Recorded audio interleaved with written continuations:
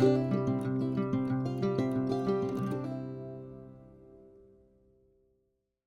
everyone, it's Jessica. Thank you for watching with me today. So today I'm working on a one-page scrapbooking layout for our Disney album. I have a picture here of my daughter and me, which I'll tell you a little bit more about later.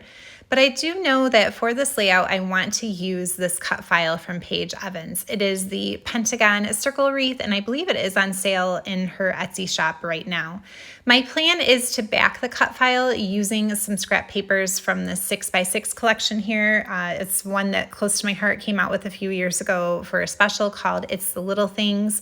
And I love the colors in it, and I think that they're going to be perfect to just kind of fill in some of these pentagons.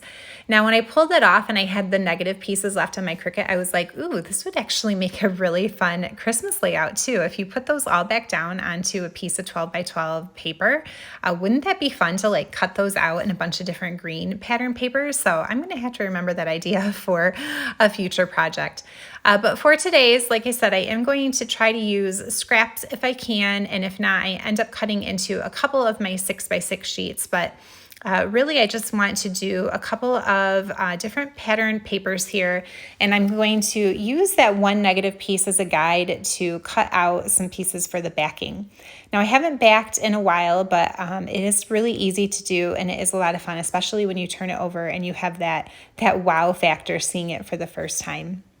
Now, as I'm going through my papers and my scraps, I'm looking for a couple of colors specifically. So in our Disney album, I have used one paper collection, and then I have supplemented that one paper collection with other papers that have the same color scheme. So I'm looking for red, yellow, anything that's a turquoise, so like a lagoon or glacier, and then of course some black and white.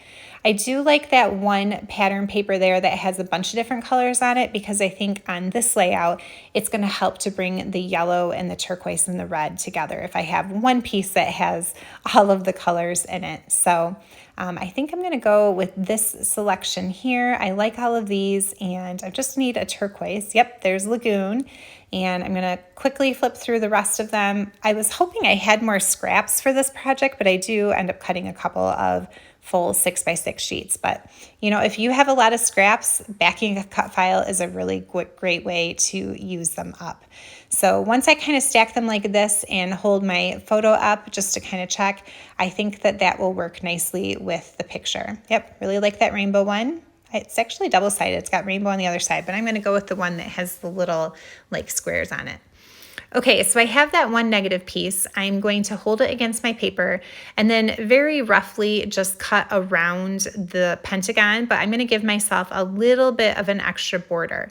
If you notice on that cut file there is just a tiny space in between each of the pentagon openings, so I won't have a whole lot of room to add glue, so I'm not cutting it too much bigger, but just enough so that I can glue it to the edges there.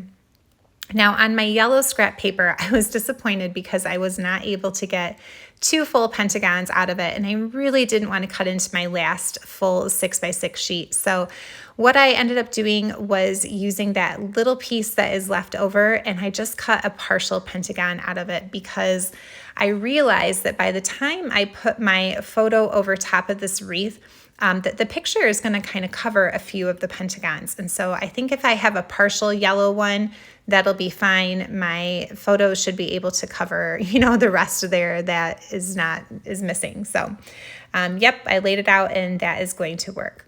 Okay, I've got these all arranged in a way that I'm happy with. So very carefully, I'm gonna pick them up in order so I don't have to figure this out again while I'm gluing.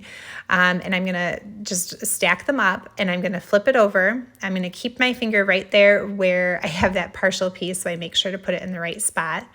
And then I'm going to use liquid glue. I found this to kind of be the best way to do backing for cut files. It's just to add a really thin little bead of glue right up next to the edge of the opening. And so once you put that on there, then you just glue the paper over top of that glue, and the opening will be completely covered from the other side.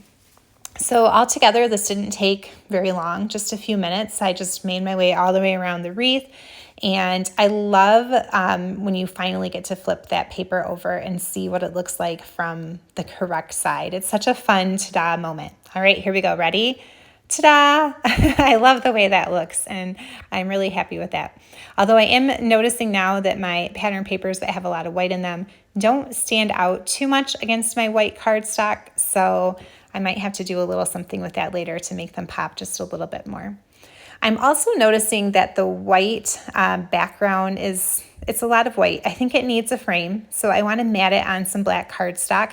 Unfortunately, I don't have a whole lot of space between the edge of my paper and where those pentagons go right up to the edge.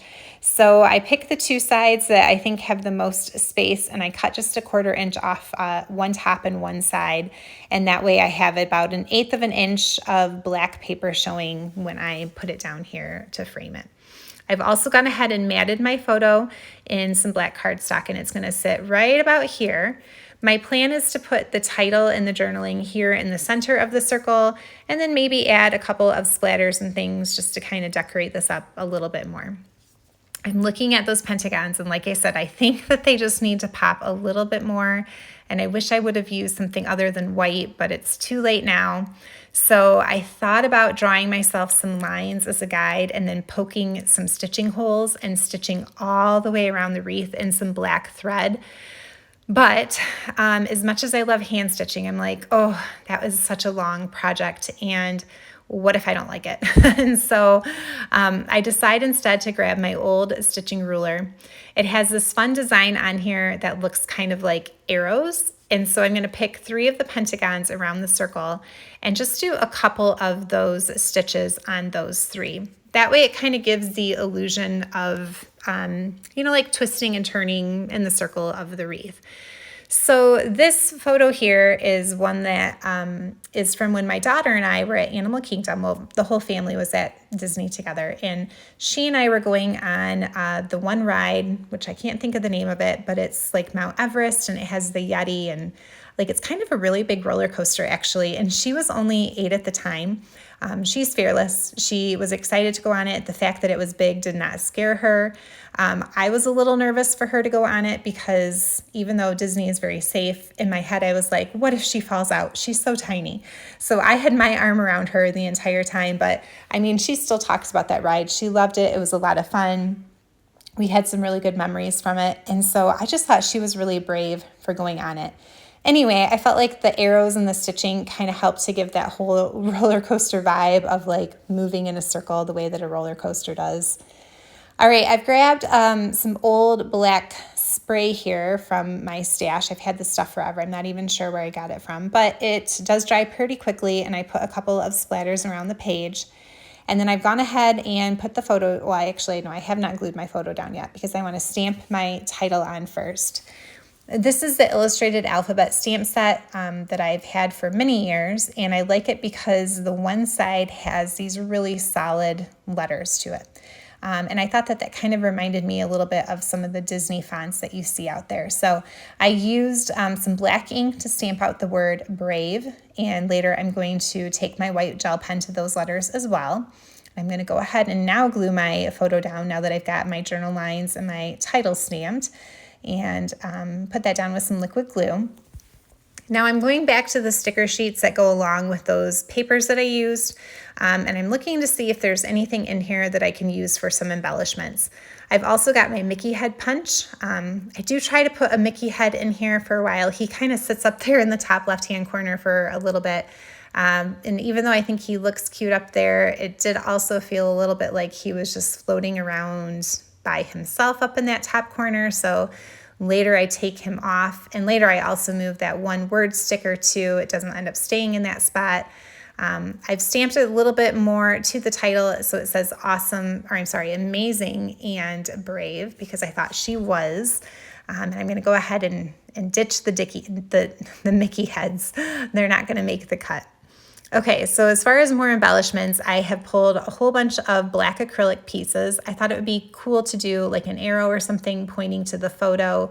I tried to make this one work, but it felt a little too long, and so I'm going to end up going with a smaller arrow, and I'll put that there. And then because I had some acrylic pieces, then I felt like I needed to bring in more. So then I turned to these little starburst looking ones, and I'm going to put those in 2 different spots as well. That way I form that visual triangle of black acrylic pieces. So like I said, I did move that sticker, so now it's part of the title. And it says Amazing and Brave Adventure. Here's where I bring in my white gel pen just to make those letters pop a little bit more. I'm adding a couple of dots and lines just to outline a few spots on the letters, and that ends up looking really cool. This is going to be about the end of it, so I hope you guys have enjoyed watching. Like I said, this is for our Disney album. I do have another layout here on my YouTube channel that I did for this album, and I talk more about how I try to make sure that everything is cohesive, even though I'm not using just one paper collection. So I'll leave that linked here at the end if you want to check that out as well. I appreciate that you're here watching with me. If you're not already a subscriber, I would love for you to hit that subscribe button, and that's going to be it. All right, guys, have a great day, and as always, happy crafting. Bye.